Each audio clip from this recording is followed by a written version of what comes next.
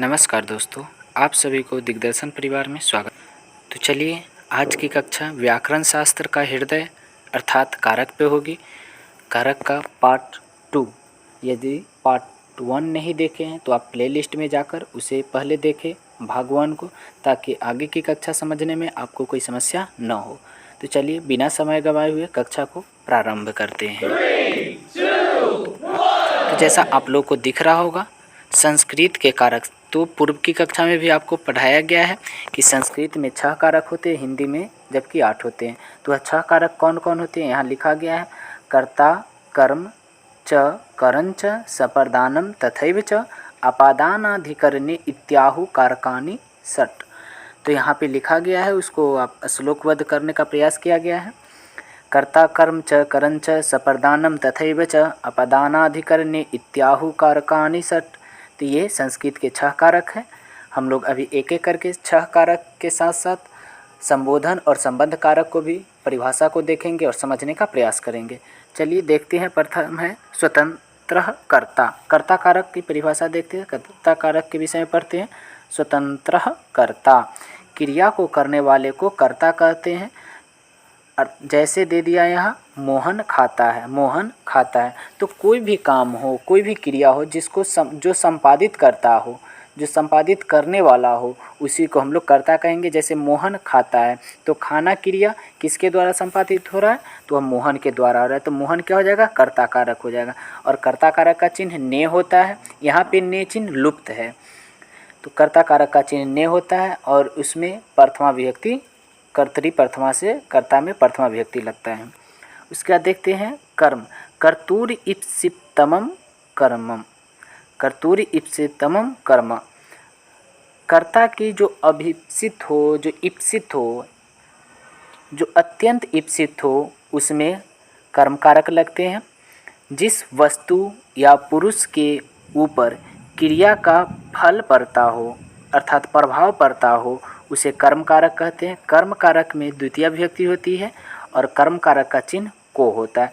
तो जो कर्ता कोई भी कार्य कर रहा है, उसका प्रभाव जिस व्यक्ति या वस्तु पर पड़े, उसे उस वस्तु को या उस व्यक्ति को हम लोग कर्म कारक कहते हैं। जैसे मोहन आम को खाता है, तो मोहन कर्ता हो गया और मोहन जो खाना क्रिया के द्वारा आम को खा रहा है, प्रभाव आम पे पड़ रहा है, तो आम में कर्म कारक होगा। अगला देखते हैं करण कारक। साधकतमम करणम। साधकतमम करणम, तो क्रिया के सिद्धि में जो अत्यंत सहायक हो उसे करण कारक कहते।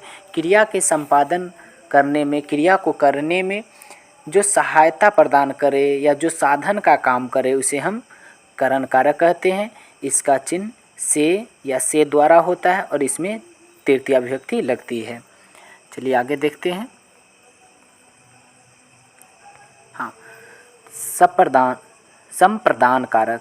कर्मणा यमभित्रैति सह संप्रदानम। दान कर्म के द्वारा कर्ता जिसे संतुष्ट करना चाहता है वह संप्रदान कहलाता है। जैसे ब्राह्मण को गाय देता है, तो दान संप्रदान सम्यक प्रदीयते इति संप्रदानम। जो सम्यकतया दिया जाता है उसे संप्रदान कहते हैं। और दान का अर्थ ही होता है जिस वस्तु को यदि दान या फिर व्यक्ति आदि का भी या फिर किसी भी पदार्थ या फिर किसी भी संज्ञा को यदि दान दिया जाता है, तो उस पर से स्वस्वामित्व की अधिकार उस पर से समाप्त हो जाती है। तो वह स्वस्वामित्व निवृत्ति पूर्वक दान, जिस पर से अपनी स्वामित्व का भाव जिस पर से खत्म हो जाए, वही दान होता है। तो यहाँ ब्राह्मण को गाय देता है, ब्राह्मण को गाय देता है, तो यहाँ पर से जो भी दे रहा है उस पर से गाय का स्वामित्व, जो स्वामी था वह स्वामित्व उस पर से खत्म होकर के अब वो उस पर ब्राह्मण का स्वामित्व हो गया। तो जो दान कर्म के द्वारा किसी को संतुष्ट करना आदि चाहता है, तो उसमें हम लोग संप्रदान कारक का प्रयोग करेंगे और इसका चिन्ह को के लिए होता है और इसमें संप्रदान में चतुर्थ विभक्ति लगती है। आगे देखते हैं अपादान। ध्रुवम मपाय पादानम। इसमें ध्रुव अर्थात स्थिर, अपाय अपादानम, जिसमें एक वस्तु ध्रुव हो मतलब स्थिर हो और एक उससे अलग हो रहा हो तो उसमें हम लोग अपादान कारक का प्रयोग करते हैं। जिससे कोई वस्तु पृथक हो अलग हो उसमें अपादान कारक कहते, उसे अपादान कारक कहते हैं। और अपादान कारक में पंचमी विभक्ति लगाते, इसका चिन्ह से अलगाव होता है। जैसे पेड़ से पत्ते गिरते, तो पेड़ से पत्ते गिर करके अलग हो रहे हैं, एक पेड़ स्थिर है लेकिन पत्ता क्या हो रहा है, अलग हो रहा है, तो इसमें हम लोग अपादान कारक का प्रयोग करेंगे और इसमें हम लोग पंचमी विभक्ति लगाएंगे। चलिए इसको षष्ठी को बाद में देखेंगे। पहले जो हम लोग कारक में देखे थे संस्कृत कारक में कर्ता कर्म करण संप्रदान तथा अपादानाधिकरण, तो अपादान के बाद हम लोग अधिकरण देखेंगे, उसके बाद हम लोग षष्ठी या संबोधन आदि को देखेंगे। तो यहाँ देखिए पहले अधिकरण कारक को हम लोग देखते हैं सर्वप्रथम। और यहाँ देखिए अधिकरण आधारोधिकरणम, आधारोधिकरणम जिस स्थान पर कोई कार्य होता है उसे अधिकरण कहते हैं, या क्रिया का जो आधार हो उसे अधिकरण कारक कहते हैं। मतलब क्रिया कहाँ हो रहा है, क्रिया का बेस क्या है, आधार क्या है, जिससे वह मालूम पड़ता है कि क्रिया इस जगह पे हो रही है, इसका आधार यह है, तो उसमें हम लोग अधिकरण कारक का प्रयोग करते हैं। जैसे वह वर्ग में पढ़ता है, वह वर्ग में पढ़ता है तो वह कोई भी जो करता है वह उसके द्वारा पढ़ने की क्रिया कहाँ हो रही है, तो वर्ग में हो रही है, तो वर्ग में अधिकरण कारक का प्रयोग करेंगे। वैसे ही छत पर बच्चे घूम रहे हैं, तो छत पर घूमने का आधार क्या है, छत है। खिड़की पर चिड़िया बैठी है तो वहाँ पे खिड़की पर बैठने का उसका आधार क्या है, खिड़की है। सड़क पे गाड़ी है, सड़क पे गाड़ी है तो वहाँ पे गाड़ी का आधार कहाँ है, सड़क है। तो इन अर्थों में जिससे आधार पता चले उसका कि कहाँ वह क्रिया हो रहा है, या फिर जिससे क्रिया कोई भी सड़क पे यदि गाड़ी चलती है तो चलने का जो आधार क्या बन रहा है, सड़क बन रहा है, घूमने का आधार छत बन रहा है, यहाँ पे पढ़ने का आधार वर्ग बन रहा है, शिक्षक वर्ग में पढ़ाते हैं तो उनका पढ़ाने का आधार कहाँ पढ़ा रहे हैं, तो ये आपका अधिकरण कारक हो जाएगा।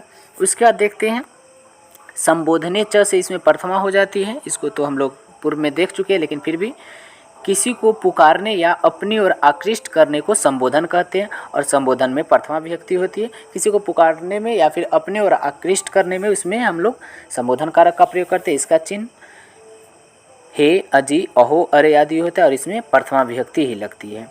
उसके बाद अभी तक जो हम लोगों ने देखा, उसके बाद जो अवशिष्ट हो गए, जो अवशिष्ट बच गए, रह गए, उसमें हम लोग षष्ठी से संबंध कारक का प्रयोग करेंगे। जो बात विभक्तियों द्वारा नहीं बताई गई है, जो बात और विभक्तियों से नहीं बतलाई जा सकती, उसको बतलाने के लिए षष्ठी का प्रयोग करते हैं।